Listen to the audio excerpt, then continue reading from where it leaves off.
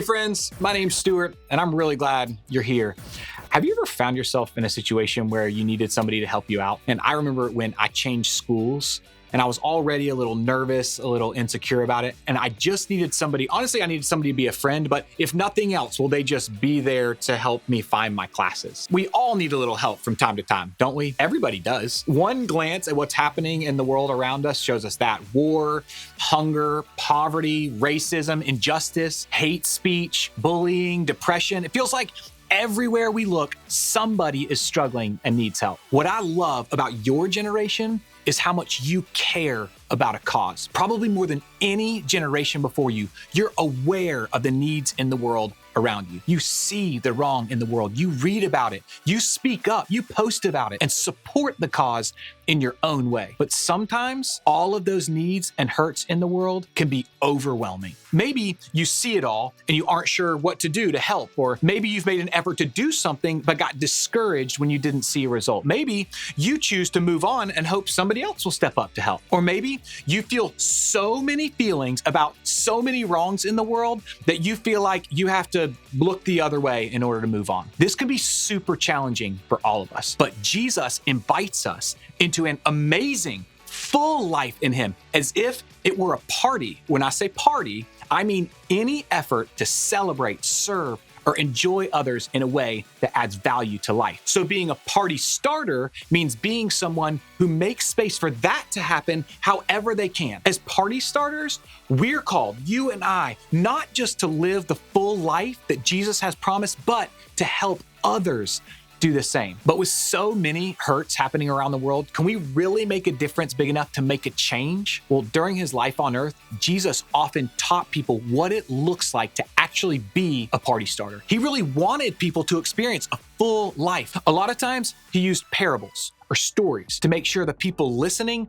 really got it. Today, we're gonna dive into one of those parables. I think it can help us figure out how to step in and offer a bit of a rescue when we see a need. But before we get to the story, let me set the scene. Jesus was asked by a religious leader at the time what it was gonna take to follow Him and live this full life that God promised. Here's the thing.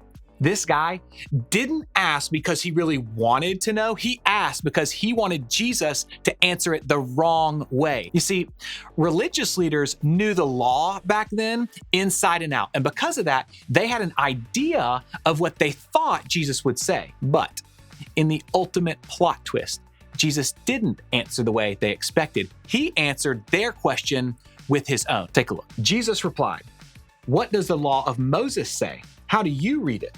The man answered, "You must love the Lord your God with all your heart, all your soul, all your strength, and all your mind, and love your neighbor as yourself." Sounds simple enough, right? Love God, love yourself, and love your neighbor. Now, maybe you're thinking what this religious leader was thinking. Who exactly is my neighbor? To answer, Jesus told this story. A Jewish man was traveling from Jerusalem down to Jericho, and he was attacked by bandits. They stripped him of his clothes, beat him up, and left him half dead beside the road. Okay, this doesn't sound good, does it? Here's this guy walking down a road people often traveled, and he was attacked, robbed, and left for dead. You'd think the first person who walked by would step up and help, but they didn't. A priest saw this wounded traveler and just kept walking. A Levi, a man who's also a spiritual leader, came by this guy next, and he kept walking too. At that point, this injured guy probably felt like no one's gonna help him. But then something kind of incredible happened. Then a despised Samaritan came along. And when he saw the man, he felt compassion for him.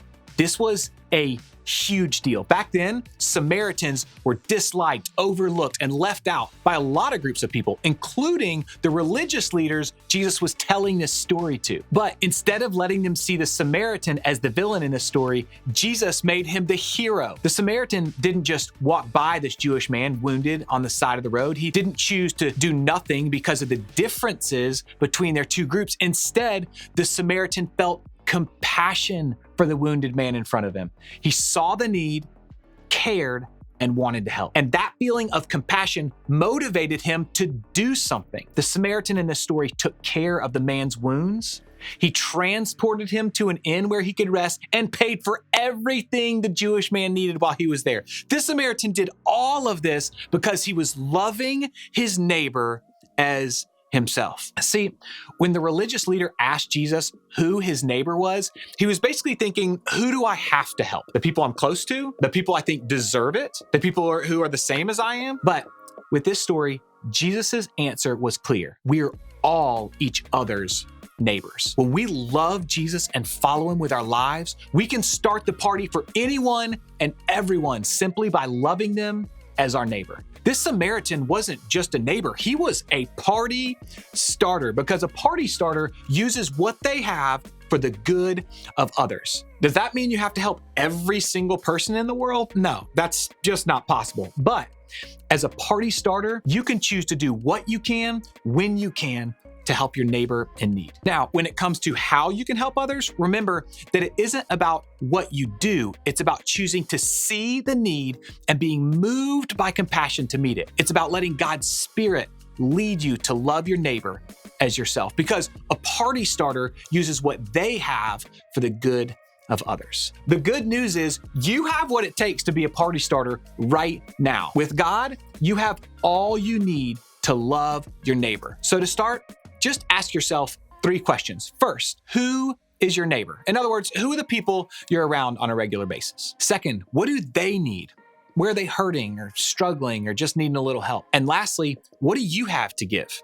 Let compassion move you to do something. There are so many things we have that can help others. Think about the time, the resources, the money, the skills, the words, or the actions that you can give to help meet your neighbor's need. Some of you might be going through something really difficult right now, and what you need is for someone to be a neighbor to you. And if that's you, that's okay. That's going to be all of us from time to time. The good news is that in your group, you're surrounded by people who want to be a neighbor to you. You have a great leader and a great group of people who are willing to start the party in your life by helping you through what you're going through right now. So I hope you'll consider opening up to them today. Remember, a party starter uses what they have for the good of others. And like I said, the needs around us can be overwhelming. And we aren't made to meet all the needs we see on our own, but we can start by looking around and meeting just one.